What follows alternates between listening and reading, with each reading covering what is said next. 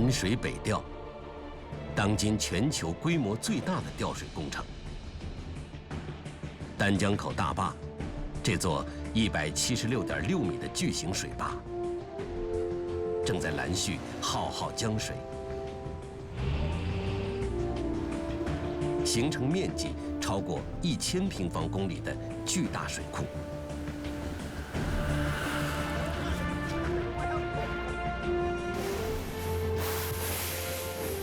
就在水库周边的土地上，中国人正在完成另一项复杂而艰难的工程，将34.5万多库区居民迁离即将被淹没的家园。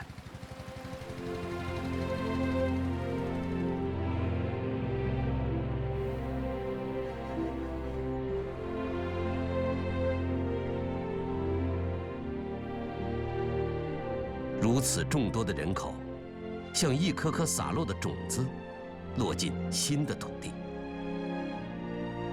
他们的新家分布在河南省的6个市、10个县市区，湖北省的9个市、18个县。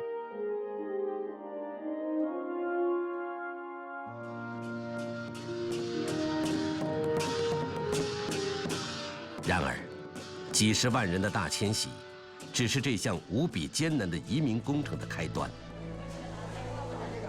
整个社会依然承受着巨大的压力与风险。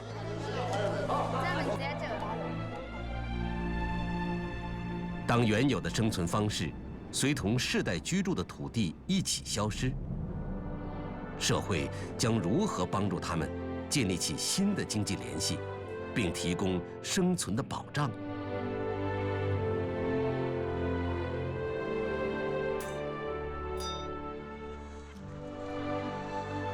来到异乡的人们，又如何经历心理与文化融入的考验，在陌生的土地上开启新的生活？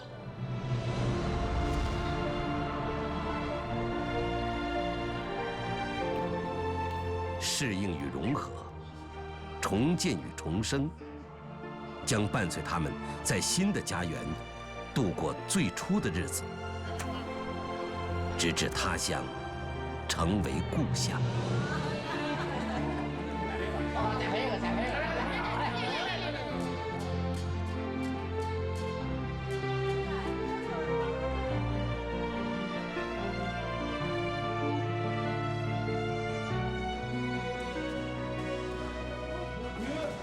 第二批移民顺利搬迁，喜爱新居。穿山路，出丹江，上高速，过黄河。移民王品兰一家和河南南阳市湖泊村的移民，经过千里奔波，终于来到了河南辉县长村镇。他们即将开始新生活的地方。王品兰吃了这个。气氛热烈的欢迎会后，王品兰和公婆一家搬入了新居。这幢2层小楼里的一切，都让他们感到新奇。哎，这是你要吃的呀？咦！我跟你说，这个药是不能用，要用里面的药。这个药。门铃都不响。这什么铃？啊。你这咋的？这什么铃是不是？这几声猫。啊，就是猫音儿，是猫音儿。这是门这个开。你把我把它医院开通了。厨房怎么装修？卫生间怎么装修？是不是？虽然很平常装修，也要因为要关一段时间，是吧？至少要关个10来年吧。装一次修的话，10来年20年吧，有可能还管我们老2口一辈子。炒了几个菜呀？3个菜。初到新家的王品兰没想到，这里的移民干部已经为他们准备好第1顿饭。几个菜，一锅粥，在新居聚拢在一起的一家人，品尝着与故乡截然不同的味道。下一步的就是想把话就是正说是高兴的住到这屋里来了，都是下一步想法赶紧找工作，得养家糊口，光住上漂亮房子咋搞啊？此时，600多公里外，湖北云县移民赵九富一家，也吃上了大迁徙后的第一顿晚饭。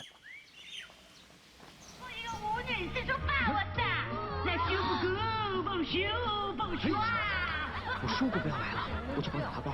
傍晚，夜幕降临，黄湖小学的操场上，专门为远道而来的移民放了一场电影。你们结婚时别指望有人来喝喜酒，你什么意思啊？电影散场了，整个黄湖新区陷入沉寂。然而，这个静悄悄的夜晚，赵九富却难以入睡。从得知自己成为移民到今晚，一幕幕场景反复放映着。这1年的变化，如电影般耐人寻味。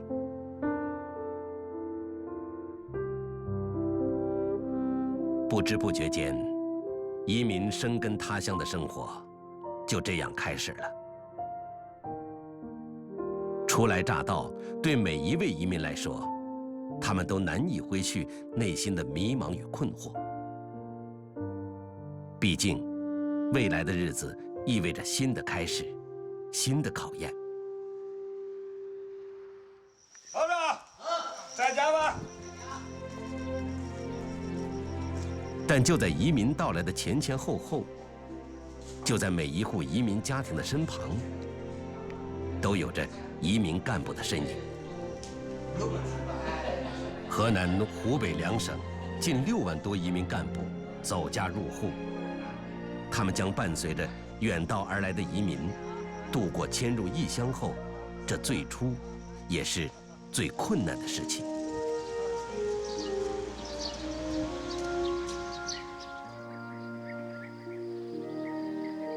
从河南西川香花镇迁移到60多公里外的邓州培营镇，刘楼村的乡亲们正在对如何分到称心如意的房子而感到烦恼。迎接他们的是早已建好的移民新居，2层小楼，红砖垒砌，房子都是好房子，但具体怎么分，成了搬迁后的头一桩大事。公路从移民新村穿村而过，房子沿道路一字排开。但问题是，临街的房子可以开饭馆或小卖部，靠后的房子就没有这样的经营条件了。拥有了这些房子，就等于拥有了商机。或许新生活会因此开始得更加容易与顺利。所以，分房子关系到刘楼村每个移民的切身利益。不要用力，一个一个抓，才好逮。村委会讨论了很久，最后决定采用一种让大家都能心服口服的老办法——抓阄。杨忠祥10号，周玉凤11号，现在我们也给这个捏的很公平，大家很满意，很满意，啊，就是这个方面来说是我们群众满意的很。公平固然公平，但村里那些鳏寡老人怎么办？他们往后的日子不能不考虑。村委会于是又决定，凡是鳏寡孤独的村民，不参与抓阄，可以先挑临街的房子。经过这个公正、公开、透明的以抓阄的方式把房子分下去。分房子这一块呢，你虽说重要，但是呢，这个亲情是非常重要的，这个相互帮助这是应该的。孝与敬，中国人传承1000年的礼仪。即使是在涉及到移民最切身的利益时，也会变成连接起亲情的桥梁。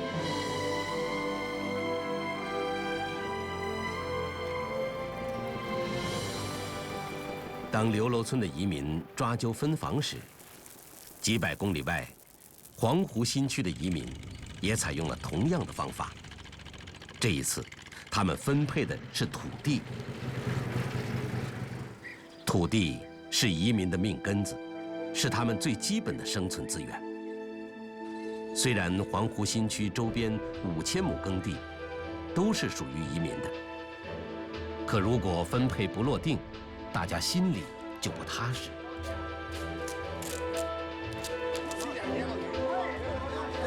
刘凤、刘家文、刘天才、刘武军，这8户虽然合过的，2户虽然合过的1户下一个桥。按照土地分配小组议定的办法，所有田地分成1类、2类和3类，均匀搭配后，由各村选派代表抓阄。各村领到土地后，再用同样的程序划分到户。收好，最后一号收好。874户移民波澜不惊地分完了土地。同刘楼村黄湖新区一样，在住房与土地的分配中，南水北调工程的各个移民新区普遍采取了这种让群众参与协商和决策的方式，尽可能做到公平公正，成为人们共同的努力。移民已经初步的分享了这个工程建设的收益。这个具体的表现在第一个，移民的居住条件和居住的环境有了总体上来讲有了很大的改善，我们的居住的房屋的面积普遍有提高，我们的社区内部的公共设施、水电路一校普遍得到了改善。那么我们的这个移民的这个生产用地普遍提高，生产的能力普遍的提高，绝大部分的农村的移民，他们在农业方面的收入是有所提高的。当然，这个移民是一个生计的恢复重建，是一个过程，所以呢，他们要进一步的提高，还会就是说有更大的一个发展的一个空间，但也需要做出更多的努力。伴随着几十万人的迁移与安置，无论是国家层面，还是社会基层，都努力让每一位移民能够获得基本的生存与生活保障。这样做的目的，是为了避免大规模移民所带来的社会风险，重建他们因迁徙而改变的生活。在世界范围内，每年由于工程建设而引发的非自愿移民，大约为1000万。这意味着，过去10年里，已经有约1亿人口迁离原住地。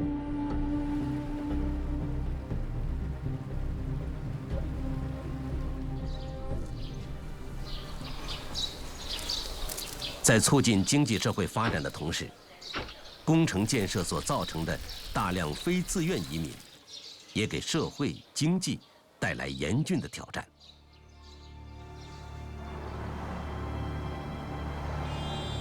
在印度，过去40年里，75%的工程移民一直处于绝对贫困之中，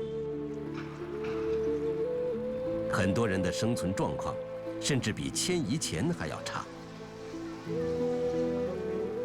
非自愿移民所触发的现实问题，考验着一个时代的智慧，也考验着社会进步的程度。因南水北调工程而形成的移民问题，同样埋藏着巨大的社会风险，面对着严峻的挑战。如何使几十万迁移的农业人口摆脱贫困的威胁呢？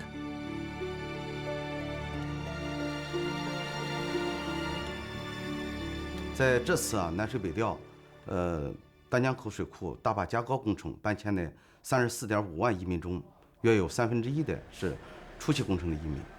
由于移民多次搬迁，加之库区基础设施长期停建，他们的生活比较困难，经济承受能力普遍较低。移民安置，南水北调工程面对的是空前的强度与难度。除了丹江口库区的34.5万移民，南水北调东线、中线工程沿线还需要搬迁9万人，生产安置22万人。调水干线的人口迁移与安置，涉及河北、山东、江苏、安徽、河南、湖北6个省和北京、天津2个直辖市，包括37个大中城市，150多个县，3000多个行政村。面对如此庞大的移民规模，移民政策的制定和执行显得尤为重要。早在2006年，国务院发布的《大中型水利水电工程建设征地补偿和移民安置条例》，以及国务院关于完善大中型水库移民后期扶持政策的意见相继实施。为制定移民补偿标准，需要进行广泛的移民调研工作。随着这项工作的展开，南水北调工程移民的土地补偿费确定为耕地被征收前3年平均产值的16倍。丹江口水库与移民，我们认为它不仅仅是一个这个地理位置的一个变化，它还改变了人们的生产方式和生活方式，甚至改变了人的一生的命运。家住在丹江口的这些老百姓对这里的这个好山好水充满感情，引以为自豪。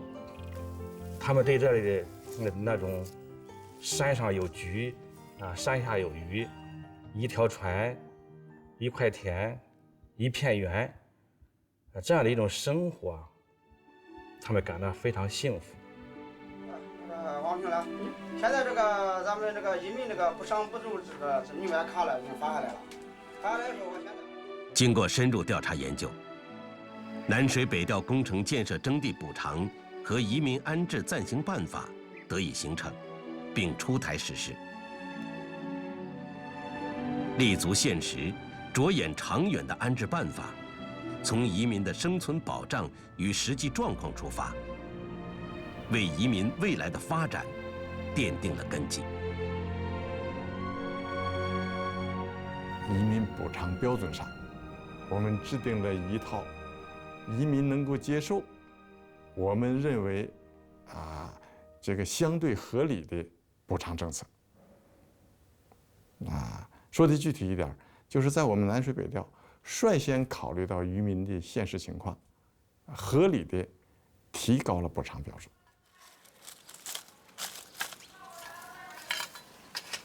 漂泊了大半辈子的移民吴德公的生活终于平静下来，儿子儿媳都在外地的工厂上班，孙子也在移民学校读书。大多数时间，老人喜欢一个人静静地坐在新家的院子里。从60年前第一次远赴青海开始，吴德公因为南水北调工程，曾经搬迁过4次。如今，那些风雨漂泊的日子都逐风远去。种种菜，养些花，年逾古稀的他从此安度晚年。偶尔，老人会走到村里的吴家丹江鱼宴，吃一口丹江鱼。这是家乡的味道，也是故乡的回忆。吴老板，有丹江鱼吗？来，我来一条。丹江鱼是只有老家西川才能吃到的美味，但现在也随着移民来到了千里外的太行山脚下。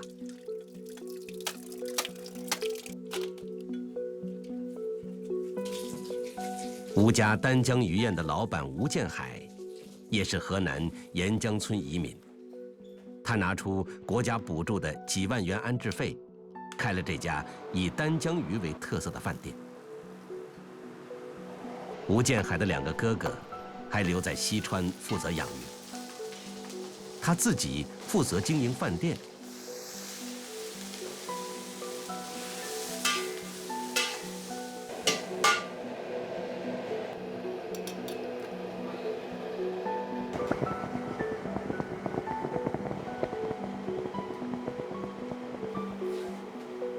丹江鱼宴，在移民新村，吴建海亮出了这个让他引以为豪的牌子。丹江鱼的香味儿缭绕在移民新村，对移民来说，尝一口故乡的美味，不仅寄托着眷恋，更是在品尝着新生活的滋味。2、1，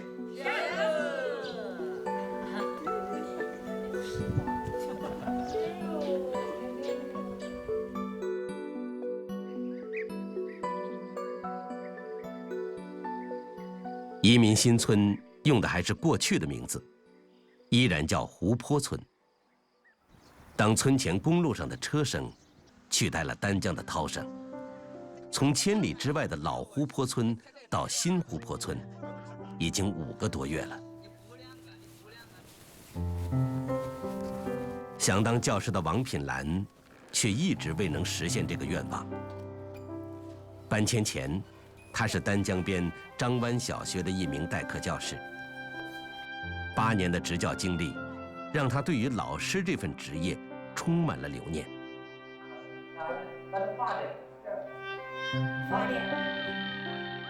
但辉县的师资力量很强，代课教师的位置极少。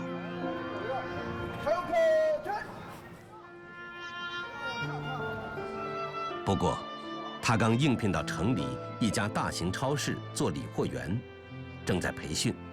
虽然我们今天第1天和大家接触，我对咱们在座的每一个孩子很充满信心的。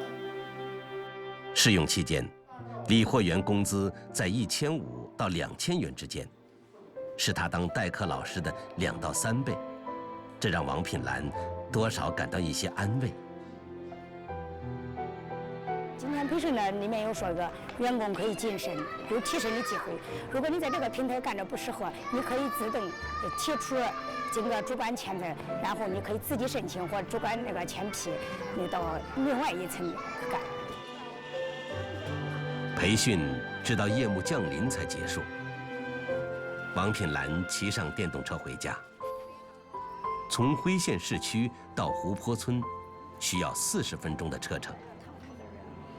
这样早出晚归的生活，却挡不住他前行的车轮；披星戴月，也挡不住他对新生活的向往。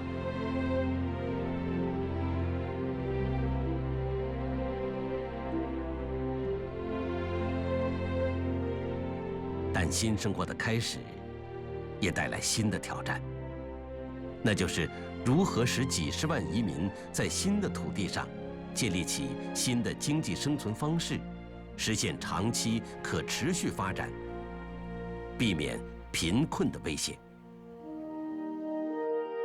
对移民的后期扶持，中国从20世纪90年代开始，就进行过卓有成效的实践，积累了比较成熟的经验。这就是开发性移民。这种产业开发与政府扶持相结合的移民安置办法，目标就是把移民安置当作一次发展的机会，重建他们的生计，提高他们的生活水平。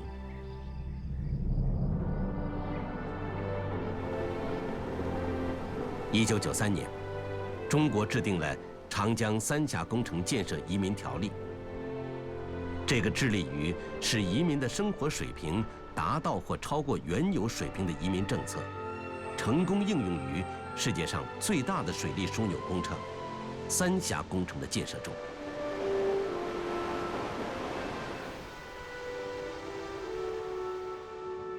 当时代进入21世纪，面对南水北调工程的几十万移民，开发性移民的策略与规划得到了进一步深化与发展。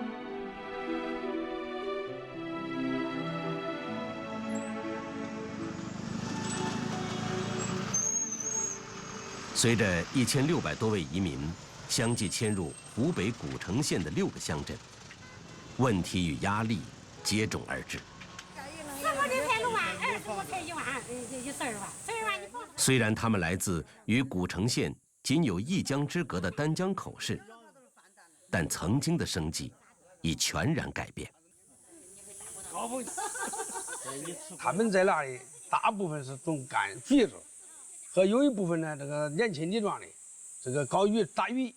到我们这个地方呢，没有打鱼的机会，也没有种柑橘的机会，怎么办？就是分了2亩地，国家补了呢，几万块钱，啊，一户补了几万块，有10几万块钱的，这样一搞，和我们这儿生活水平接触，他都不相符。如果这几万块钱，这个10几万块钱，这个消费完了，用完了，他们以后的生计怎么办？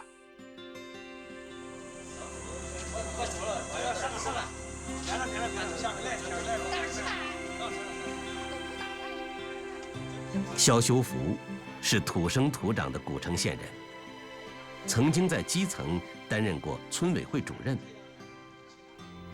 古城县县内海拔1000米以上的山峰有几十座，自古就不适合农业种植。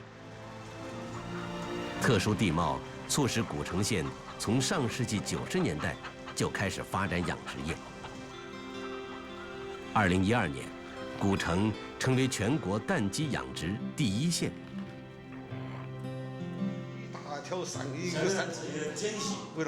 面对着刚搬迁过来的19户世代以农耕捕鱼为生的移民家庭，老肖明白，如何让他们手中的安置费变成能带来新增价值的资本，不至于坐吃山空，是移民稳得住的关键。那都商量一下，这投资大了，我们真说几家联合对，联合起来。如果说你们想贷款，想给搞的几家合作一商量，我给你们。动员会就在村头的大树下召开。会上，老肖动员移民户集资建设标准化养鸡场，并联系到襄阳市的一家公司，与移民户主签订了蛋鸡养殖协议。襄阳的这家公司负责养鸡场管理和鸡蛋回收，并按合同支付给移民不低于20%的供养费用。通过入股的形式，古城县城关镇移民蛋鸡养殖合作社正式成立。随着占地50亩的养鸡场建成投产，每年能给每户移民带来至少2万元的经济收入。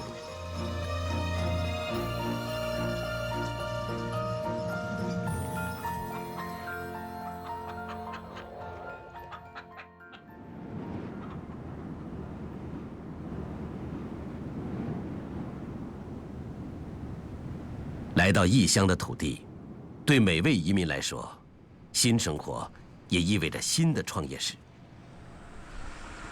距离古城县300公里外，红星村也迎来了属于自己的新生活。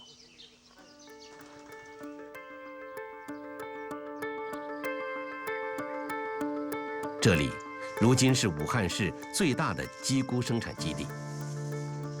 很少有人知道，如今这些种植鸡菇的能手，曾经是既没有吃过，甚至没有听说过鸡菇的丹江口库区移民。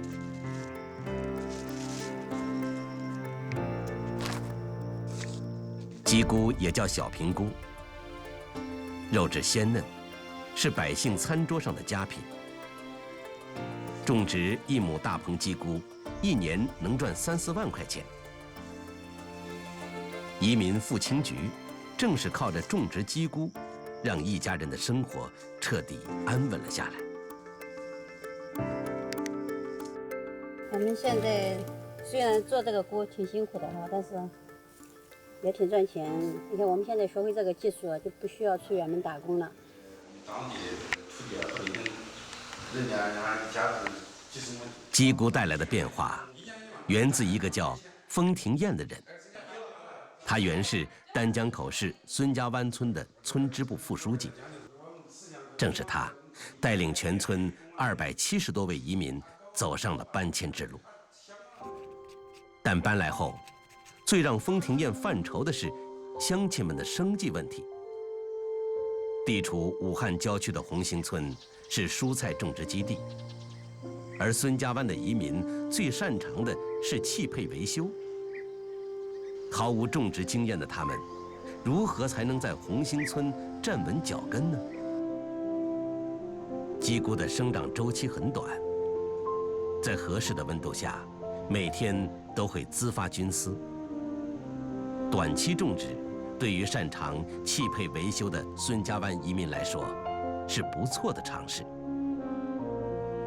我们当时搬过来以后呢，就是老百姓呢，当时一族呢也存在彷徨，因为对这个当时的这个土地啊、习性啊，不了解，气候不了解，与我们当时与我们上面那个原先地那个地方的气候呢都不相适应，所以呢，大部分老百姓呢，如果要是靠种植土地、种植那个粮食呢，周期长，收入又低，这当时呢是我们最大的一个问题。四处打听，封廷彦购买了3万袋鸡菇菌，决定先试一试。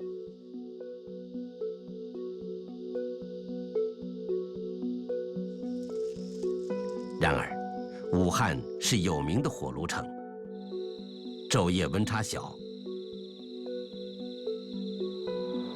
夜晚，大棚内闷热难当。种植第1季下来，3万袋鸡菇菌全部热死在棚内，直接经济损失就有100多万元。那天，封廷彦独做到天明。对这些习惯了工厂生产的移民来说，种植食用菌最大的难题还是技术。在当地政府的支持下，封廷彦请来华中农业大学的教授，提供技术指导。为了适应下一股那个种植环境呢，我们采用地下水的那个降温方式。现在我们那个正在进行降温，以达到呢食用菌的那个生长要求。之后的4个月，试种的3亩鸡菇，平均亩产达到6000公斤。封廷彦乘势而上，成立了武汉福农益民农业发展有限公司。随着鸡菇大棚迅速增加到34个，鸡菇种植达到30多万袋，带动了50多位移民就业。下一步，封廷彦谋划着实施120亩的食用菌生产及综合开发项目，朝着规模化、产业化方向发展，以帮助更多的移民就业，更多的移民家庭致富。这个工厂化食用菌那个栽培项目，重点解决400移民的就业，同时可以解决500到600户那个家庭种植食用菌的这个项目。我们将来以后的前景呢，可以达到我们的那个目标。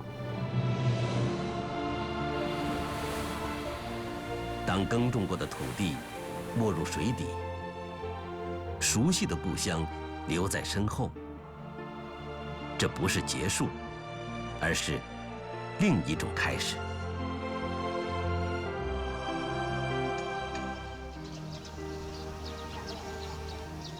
河南西川县后坡镇的陈庄移民新村，生活着从100多公里外的盛湾镇迁来的156户移民。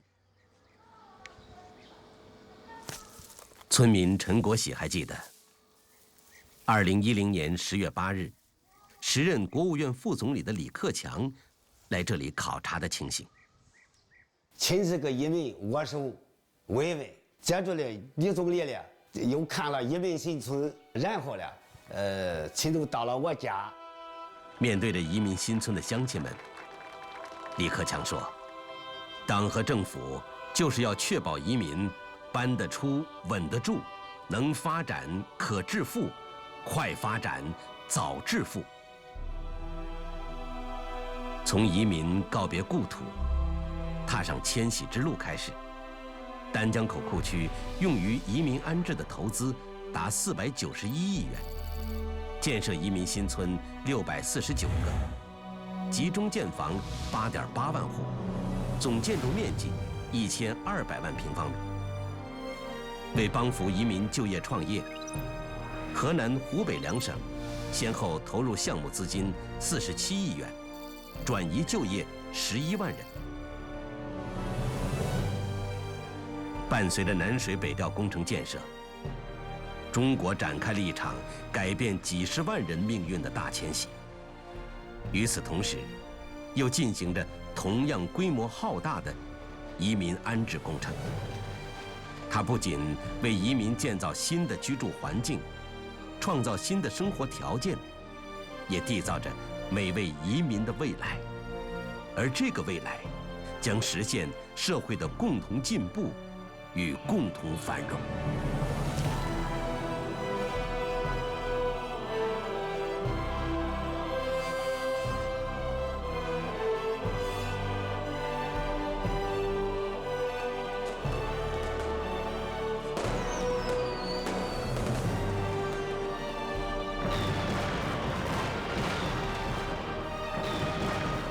期盼中的春节如期而至。就在这热闹喜庆的时刻，郭吉军一家迎来了更大的喜事，他的小孙子要过满月了。哎呀，快！看看家来了，大家来了，你看看这谁做的？谁做的？小家伙是老郭一家搬迁到湖北团风县后添的第一口人。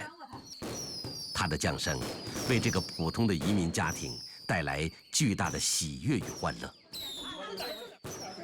拿米喝吧，喝酒。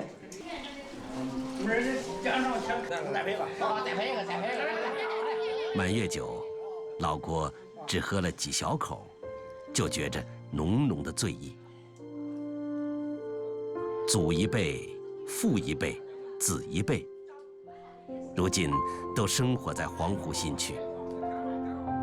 他的家，他的根，他的牵挂，他的晚年，以及儿孙们的未来，所有的一切，已经在这里生根发芽。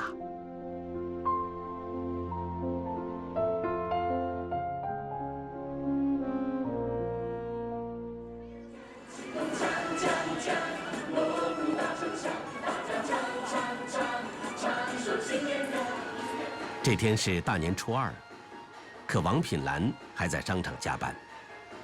她早已经转为正式员工。丈夫张永刚也回家过年了。屋里屋外到处洋溢着乐乐呵呵的气氛。这是王品兰一家在辉县过的第一个春节，也是他们最难忘的一个春节。按错了他都打不出来。二姐，我不知道，可能是吧。不知不觉间，日子就这么一天天过去。不知不觉间，孩子和村前的小树一起长大。不知不觉间，春夏秋冬，在这个听不到江河涛声的地方，悄悄溜过。不知不觉间，曾经熟悉的，已变得遥远，而曾经遥远的，又变得熟悉。不知不觉间，他乡已成故乡。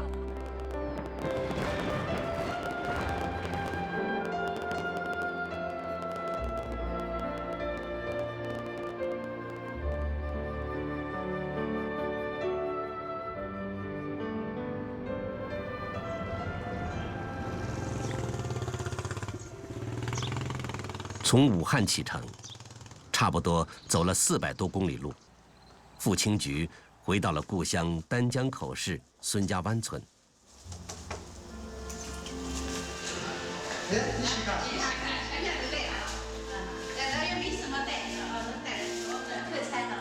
自从搬迁后，已经快4年没有回来了。现在，他终于又一次踏上这片魂牵梦萦的土地。久别重逢，故乡在时间的作用下，催生着无限的感慨。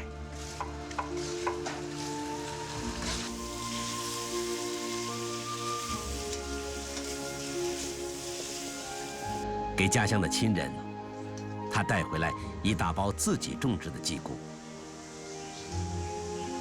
虽然鸡菇算不上多么稀罕的东西，但却见证着他在异乡的收获。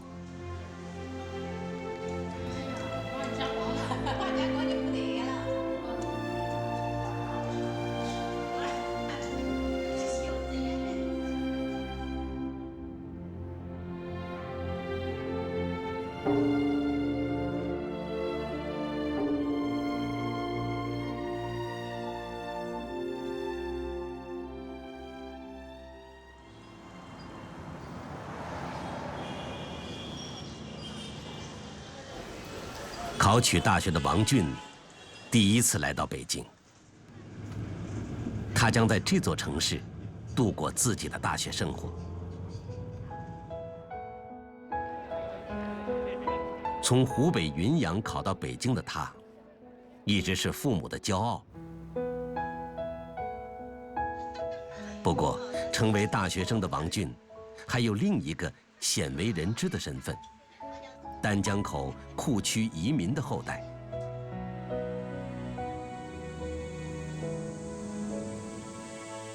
来北京的第2天，王俊去了颐和园，一个他一直渴望看一眼的地方。颐和园的湖光山色，这些他曾经只有在图片中才能欣赏到的风景，此刻就展现在他的眼前。然而，王俊不知道的是，就在与颐和园一墙之隔的地方，正汇聚着千里而来的汉江水和丹江水。那些清澈的流水，正来自他的故乡。为了这滚滚清流，他的父辈们不仅完成了一次大搬迁，还在另一片土地重新扎下生存的根须。现在，南水北调的一曲清水，不仅与遥远的故乡紧紧相连，也将未来与希望紧紧相连。